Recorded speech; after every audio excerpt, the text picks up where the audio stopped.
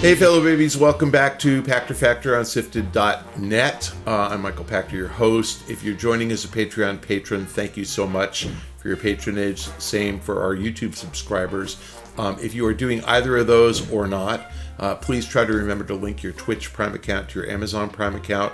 There are instructions on how to do that in the show description right below. And you have to re-up that every month or two. So just if you haven't done it in a while, please re-link, and we get paid by Amazon. Costs you absolutely nothing. You are taking advantage of your annual subscription to Prime, and Amazon's paying and you pay nothing. So it's a great deal. If you're doing neither of those or any of those, follow me on Twitter at Michael Pachter. Follow me on Blue Sky at Michael Pachter. Okay, today's question from SIFTD from Joachim Dragoon. Since video game development has become a much longer process, isn't it fair to the consumer to extend the length of console life cycles? We're simply not getting anywhere near as many games to play for that same investment. How long do you think the PS6 and next Xbox cycles will last? Yeah, good question, good complaint. I don't know that the number of games you get is as relevant as the number of games you buy. And so, the question is, do we consume just as much from a limited menu as we do from a buffet? And the answer is you really probably do, right?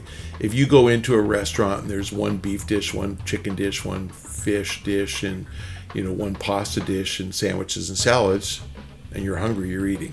It doesn't matter if there's 3 steaks and 3 chickens, and that's choice.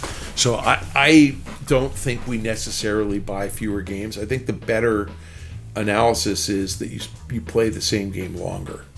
So on the one hand, single player campaigns aren't growing, but the multiplayer aspect of games is driving game engagement up, and the bolt-on multiplayer engagement like GTA Online and FIFA Ultimate Team, those extend the life of the game immensely. I mean, people play for all year.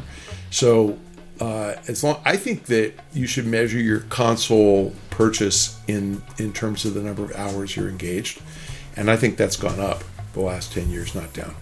Yes, we're buying fewer games, but we're playing more hours. Multiplayer people play 5-6 hours a week for a year round. They play 200 hours a year. So how long do you keep a console cycle? I think the better measure of that is the improvement in speed and graphic quality that you get with each console iteration. And if there's a need for a newer console sooner, then they would bring it out, but there's not.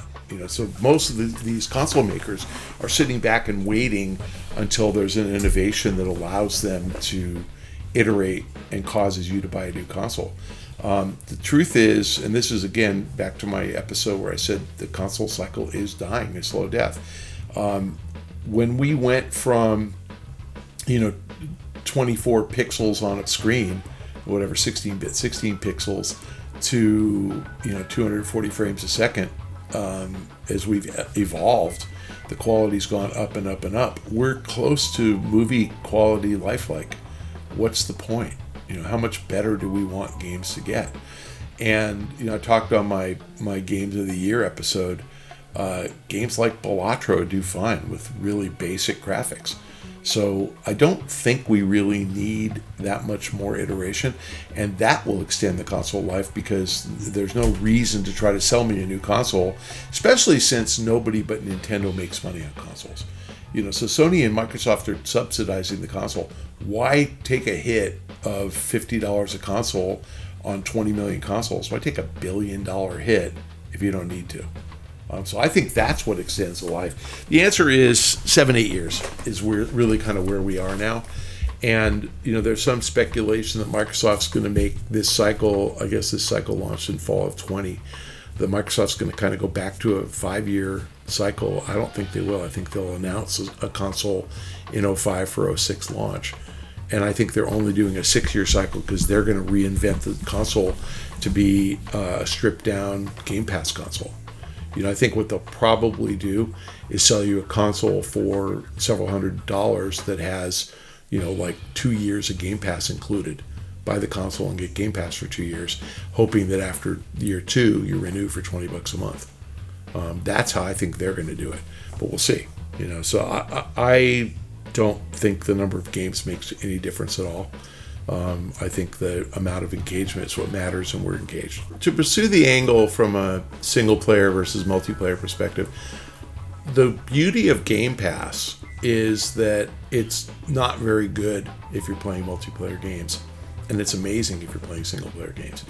And so I expect that Game Pass is going to focus on single player. I think you're going to get more and more and more single player experiences. And, like most of Bethesda stuff is single player. I mean, they have Fallout 76, but most of their games are single player. I would love to see, because Microsoft owns them, take the entire catalog of Activision and Bethesda and all the smaller studios they bought and bring it all out on Game Pass. And I think they will. I think that'll happen relatively soon, like in the next 2 years. And then you're not buying a console, you're buying a Game Pass subscription. And if you can play Call of Duty 1 through 20, for $20 a month in perpetuity, that'll take you a long time to get through all those single player campaigns. There's hundreds of hours of gameplay in those games. So I think that Microsoft really does understand this is the Game Pass is a solution for single player gamers. But it used to be console, and it doesn't have to be. Microsoft's going to expand to streaming devices so that you can play console games without buying a console. And that really isn't going to work well for multiplayer because the latency is still an issue. But it works really well for single player. So I think that you, single player gamers out there, start thinking about yourself as not a console gamer, but a single player gamer. And I think you get a lot more from a subscription than you might expect. Is $20 a month too much? Yes, it is. And Microsoft's going to have to wrestle with that. Would you sit through an ad each level? One ad? Each time you complete a level or each time you boot up? Yeah. Would you pay $10 for that? Yes, I think you will. So Microsoft's going to figure this out. And I think that there is a model, maybe you get a sponsored session, go to Taco Bell and buy a taco party pack and you get 2 free hours of Game Pass. That'll happen, and so I think that there's lots of ways for them to deliver this and they get paid and you enjoy it. So just count on Microsoft. They're in this. They're committed. They're more than a little bit pregnant. They're not giving up on Game Pass. So watch it happen. I think it'll happen for a long, long time. Thanks for joining us on Pachter Factor. If you're a Patreon patron or you are a YouTube subscriber, thank you. Regardless of whether you are paying through one of those subscriptions, it would be great if you could remember to link your Amazon Prime account to your Twitch Prime account. Amazon pays us for that. You do not get charged. Part of your Prime membership, it's free.